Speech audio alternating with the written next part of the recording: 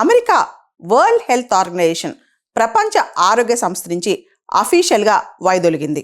22 జనవరి 2026 ఈ డేట్ నుంచి అమెరికా లీగల్గా 1 year నోటీస్ పీరియడ్ కంప్లీట్ చేసేసి WHO నుంచి విత్డ్రా అయిపోయిందనమాట. మనందరూ తెలుసు, డొనాల్డ్ ట్రంప్ అనౌన్స్ చేశారు. ఆయన అమెరికన్ ప్రెసిడెంట్ అవ్వగానే WHO మేము అసలు ఉండం, WHOలో మేము అసలు కంట్రిబ్యూట్ చేయమని చెప్పి ఆయన చెప్పేశారనమాట. మనం చూస్తే కనుక అమెరికా WHOకి చాలా రుణపడి కూడా ఉందన్నమాట. అంటే WHOకి అమెరికా ఏదైతే కంట్రిబ్యూట్ చేయాలో $260 million 2024-25 సంవత్సరానికి గాను $260 million అమెరికా కంట్రిబ్యూట్ చేయాల్సి ఉంది. అదంతా కూడా అమెరికా WHO నుంచి ఎగ్గొట్టేసినట్టే కనిపిస్తుందన్నమాట. మనం చూస్తే కనుక వార్షికంగా అమెరికా వరల్డ్ హెల్త్ ఆర్గనైజేషన్కి దానికి వచ్చే కంట్రిబ్యూషన్స్లో 18% కంట్రిబ్యూట్ చేస్తాయి.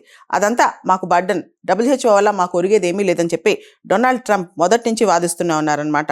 యాక్చువల్లీ వరల్డ్ హెల్త్ ఆర్గనైజేషన్ యొక్క అప్రూవ్డ్ బడ్జెట్ 2024-25కి $6.8 billion అనమాట. కానీ అమెరికా కంట్రిబ్యూషన్ అనేది మొత్తం అయిపోవడంతో WHO యొక్క అసలు ఏ విధంగా దాని కంట్రిబ్యూషన్ వస్తుంది, ఎవరు సపోర్ట్ చేస్తారనే దాని మీద పెద్ద ప్రశ్నార్థకంగా ఉందన్నమాట. మనం చూస్తే వరల్డ్ హెల్త్ ఆర్గనైజేషన్ అనేది చాలా ప్రధానమైన సంస్థ. ప్రపంచ ఆరోగ్యపరమైన అంశాల్లో కొత్త డిసీజెస్ మీద రీసెర్చ్ చేయటము, అదేవిధంగా వ్యాక్సిన్ సపోర్ట్ చేయటము, దేశాలకు వార్న్ చేయటము, ఎన్ని చేస్తుంది అనమాట వరల్డ్ హెల్త్ ఆర్గనైజేషన్. అంటే ప్రత్యేకంగా డిసీజ్ సర్వీలియన్స్ కావచ్చు, గ్లోబల్ హెల్త్ ఇన్ఈక్వాలిటీ తగ్గించడం కావచ్చు, మల్టీలేటరల్ హెల్త్ గవర్నెన్స్ సంబంధించి కావచ్చు, ఇలా అనేక ఫంక్షన్స్ చేస్తారనమాట వరల్డ్ హెల్త్ ఆర్గనైజేషన్. మనం గమనిస్తే కనుక చాలా పేద దేశాలు, ముఖ్యంగా లో ఇన్కమ్ కంట్రీస్ కావచ్చు, ఫ్రెగైల్ ఎకానమీస్ కావచ్చు, ఇవన్నీ కూడా ప్రపంచ ఆరోగ్య సంస్థ మీద ఫినాన్షియల్ సపోర్ట్ కోసం డిపెండ్ అవుతాయి. అంతేకాదు టెక్నికల్ ఎక్స్పర్టైజ్ కావచ్చు, ఎమర్జెన్సీ అవుట్ బ్రేక్, ఉదాహరణ కరోనా వచ్చిందనుకోండి, ఎబోలా వచ్చిందనుకోండి, నిపా వైరస్ వచ్చిందనుకోండి, ముఖ్యంగా ఆఫ్రికా కావచ్చు, సౌత్ ఏషియా కావచ్చు, కాన్ఫ్లిక్ట్ జోన్స్ కావచ్చు, ఈ టైంలో WHO ఆ గ్యాప్ని ఫిల్ చేస్తానమాట. ఏదైతే రిచ్ కంట్రీస్ తొందరగా అడాప్ట్ అవ్వగలవో, రిచ్ కంట్రీస్ తొందరగా వ్యాక్సిన్స్ తయారు చేసుకోగలవో, ఆ గ్యాప్ని ఫిల్ చేస్తూ WHO పేద దేశాలు కూడా సపోర్ట్ చేస్తాయి. మరి ఈ టైంలో WHO అసలు ఎందుకు పేద దేశాలకు సపోర్ట్ చేయాలని చెప్పి చాలా ధనిక దేశాలు అంటూ ఉంటాయి అనమాట. మా సొమ్మంతా తీసుకెళ్లి పేద దేశాలకు పెడుతున్నారని చెప్పి. కానీ ప్రపంచంలో చూస్తే కనుక గ్లోబల్ హెల్త్ థ్రెట్స్ వచ్చినప్పుడు ఒక కలెక్టివ్ యాక్షన్ తీసుకోవడానికి వరల్డ్ హెల్త్ ఆర్గనైజేషన్ అవసరం అనమాట. మనం చూసాం, కరోనా అనుకోకుండా వచ్చేసింది, అది ప్రపంచాన్ని కబలించేసింది. ఒకేసారి ప్రపంచం మొత్తం షాక్ అయిపోయిందనమాట.